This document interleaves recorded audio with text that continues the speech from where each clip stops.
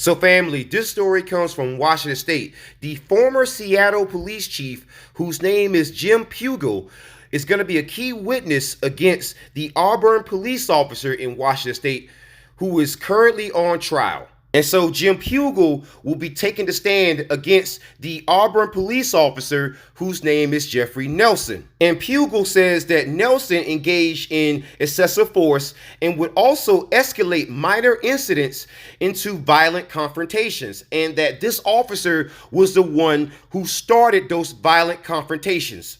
And so we find out that there have been 70 instances in which Nelson, the Auburn police officer, engaged in use of force. And Pugel says that there are 17 of those instances in which he considered the use of force to be, at best, unnecessary and often excessive or unconstitutional. And so that shows you a pattern with this particular police officer. And so the prosecution says that Nelson would regularly, quote, seize opportunities to use violence against people in routine encounters and often to concoct excuses afterwards, end quote.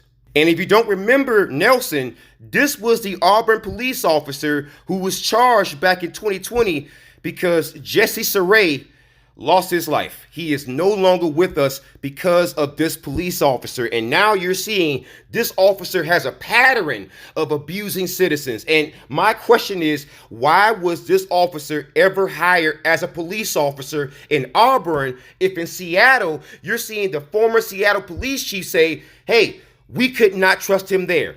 And this shows you a consistent pattern with police officers. You cannot trust them. Do not trust them, because you cannot trust that they have been vetted. You cannot trust that they have not been out here abusing citizens, because you are seeing case after case after case after case on just my channel alone that you simply cannot trust cops. I don't want to hear the excuses.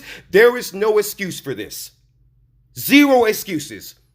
So I would love to see people put some pressure on police officers to not allow guys like this into the field versus putting pressure on people like me who are simply talking about it.